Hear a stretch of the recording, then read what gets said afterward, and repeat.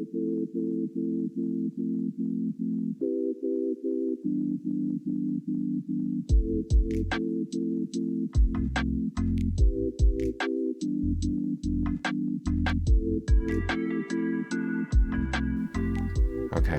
I'm going to play myself almost immediately after the experience, and I give a little explanation of what happened there.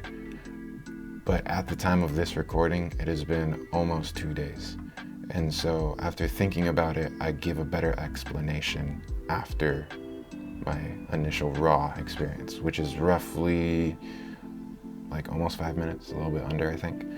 But regardless, let's get into it. Hello. Look, wow, it's bedhead. Holy cow. I'm going to speak about an experience for like the first time in like 2 months. Come join me on my bed. Not that one. I'm talking about the floor, baby. Ugh. I did the closest thing to teleporting I have ever done in my life. And I've been sitting here trying to rationalize it and talk myself out of it and all this stuff. And I was like, I'm not gonna make a video. No, because that's gonna boost my ego. So I'm gonna post a video. I'm gonna see how I feel when I'm projecting, and maybe I'll leave it up forever. Maybe I'll delete it right away. Maybe I'll never blah, blah, blah. But the experience was, I had come to in the middle of the night. I went pee, laid back down, and within maybe like another 30 minutes or so, I was back to here, and I had that like astral projection state within me. The best way to describe it is it's like a ton of energies like flowing through you all at once. It's like all your nerves are kind of like hard and electric, but the body isn't really moving. But you're also in a deep state of meditation at the same time. So you're not at this waking state. You know that you can go somewhere else if you let go, if just a little bit. And so I had opened my eyes, and it was still dark. It was still really dark, because when I first came to, it was again super dark. I was like, darn it, like, there's so much time before I'm gonna get up. And I just wanted it to be sunny. And I remember my eyes being open, and just thinking about the interconnectedness of everything. I'm like, because lately in my mind, I'm like, how am I the atoms in the air? Like, this is really hard for me to comprehend intellectually. And everyone's saying that it's not the intellect, blah, blah, blah. But regardless, I'm sitting here with my eyes open, and I can tell it's dark, and I have this feeling within me. And I'm like, screw it. Like, I'm just going to astral project. I don't care. I don't care what happens. But the strongest desire within me was for it to be sunny, because I was tired of it being dark. I remember I had my eyes open. I was looking in that direction, right? And when I decided to just let go, my eyes opened again. Well, my eyes were open here, and it was the exact same, like, literally overlapped image of where I was. I said that weird. I was looking this way, and it was dark. When my eyes opened again, I was still looking this way, but the sun was out.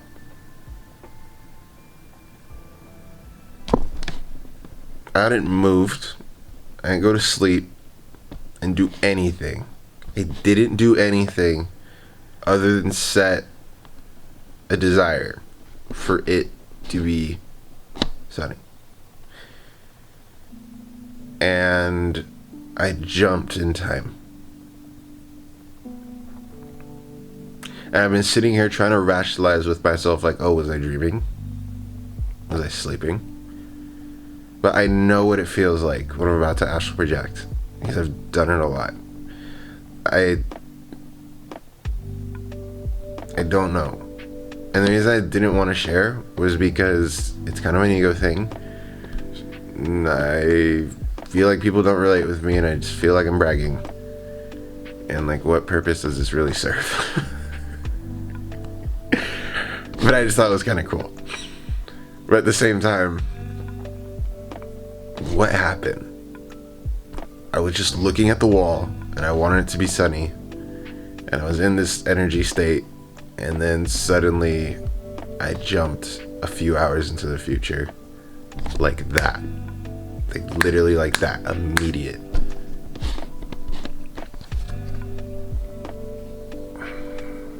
I'm gonna end the video. Love you guys, bye. Okay, this is roughly 44 hours before the experience began. I want to explain it from a new point of understanding of what happened. Because after I realized that it had now jumped forward in time, my perspective, looking back, I still had the experience of the time in between. It's not like the time between 4 and 10 a.m. just disappeared. Like I could still look back and experience it, but at the same time, I saw that immediate change in time. I experienced that immediate change in time. It was like going from one frame to another. If you ever played video games, it was like that. It was instantaneous.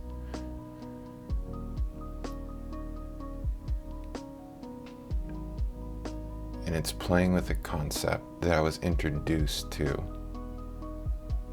on the drive back home. Because I had just come from Portland. I've been listening to Ram Dass. That means servant of God in Sanskrit. But Ram Dass is a white American man. Really cool. I would listen to some of his stuff. But his teacher is someone named Maharaji. And I've made one video on him before. No, I've made two. I've experienced him in an astral projectioning, and that's what one video.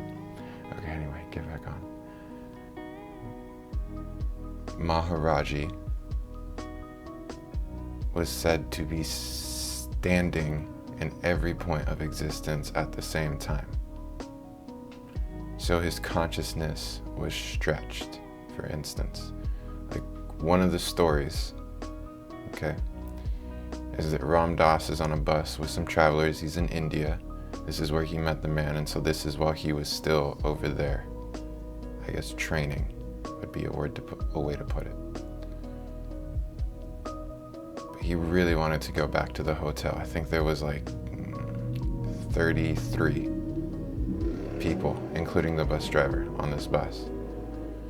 And so him being the elder, they decided to let him choose. Do you want to go back to the hotel? Or do you want to go to this location where there was a big spiritual festival? And they were going to go there just to pay respects, but you know, I'll leave the lecture down below where the story is told. But he's making the decision, and he's like, okay, who am I to just want to rush to the hotel and not give some praise, some thanks? So they go, and he finds Maharaji walking. I think it had been 2 years since he had seen this man. And you know, they fall at his feet, he's weeping. Some people might be like, what's going on? I'm crazy. But Maharaji looks at him, and he's like, come, dinner's ready. They're like, what? It turns out that morning, Maharaji was with a group of people, and he told them, 33 people are coming. Prepare food for 33 people, 33 plates. So was Ram Dass really making the decision there? He was using his free will to choose what he wanted to do. Both outcomes were very possible. Right? And let's say for sake of example, that was at 7 p.m. when he made that decision to, instead of going to the hotel, go over, get some darshan. That's the wrong word, but get a blessing. I tried. Maharaji, for sake of example, probably said that news at 6 a.m. Maybe 8 a.m., who knows? So again, his consciousness was not where you were experiencing it. I mean, it was, but it would be wrong to say that that's the only place it was. Because his consciousness was stretched. He was aware of everything that was going to happen ever, from every single perspective possible. And that doesn't just mean in the material plane, in the astrals. And then one above, I've been hearing of the casual or the causal. I can't say I've had an experience there confidently. But still, that's a lot to be aware of. And so it was consistently expressed in just about every story I've heard about him. And so Ram Dass explained a concept that allowed me to understand Maharaji's perspective better. And so what I did, whenever I astral project, I put myself in this state through meditation to where it feels like there's a ton of energy coursing through my physical body's nerves. And it's like whatever I desire will manifest. But that's only something that I learned recently. Because every time that I'd ever put myself in that state, it was simply to astral project, to project my awareness outside of this body and experience it from a more stretched state. Wherever awareness is, it tends to have some vehicle, some medium to experience itself as the form of its environment, its surroundings.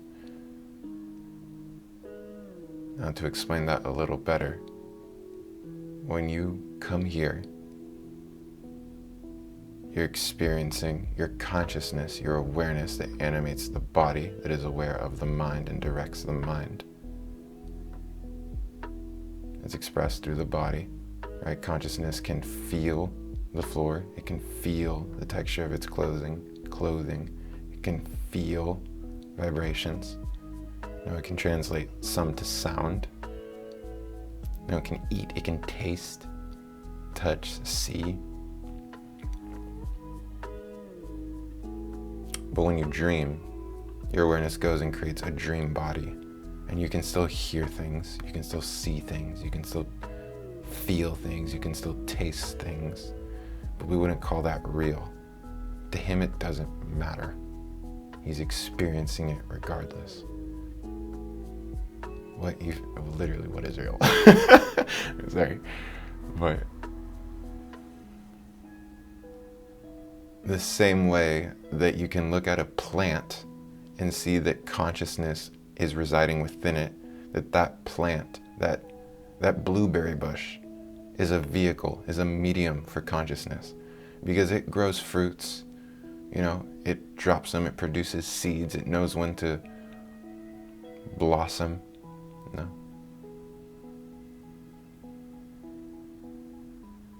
Plants express awareness. They adapt. Nature adapts. Nature is aware. So it's still a medium for consciousness to express itself, just as your body is. So the whole goal of meditation, or I guess yoga in general, is for you to understand yourself as that. So you can have a union with that as your identity. It's kind of more coming home, because really what you're doing is you stop having a union with fake things. You stop having an attachment, a relationship to that which is not you. And it allows you to live life better. But return back to the whole astral projection. After explaining all of that, what I'm hoping you understand is that as nature is a vehicle for consciousness, so is your body. So whenever you go out into the garden, whenever you go out into nature and step on grass, step on trees, there is consciousness being witnessed by consciousness. There's consciousness being interacted with consciousness. The tree is alive and is aware as you. It's just a different expression of it. It's like white light, you know? Separate it into 7 colors. They all come from the same source. Different expressions of the same thing. And so when you get in tune with that state, then you can witness all perspectives simultaneously. And the best thing is you are where you are. So when I put myself in that state through meditation, one thing I noticed is that I was able to roll, I was able to move. So I know that you can, because I rolled from my left side over onto my back before I leaped forward in time. So I know this is something that you can live with, because they talk about it in Autobiography of a Yogi, but I don't know. I'm pretty sure this is a state the yogis live in.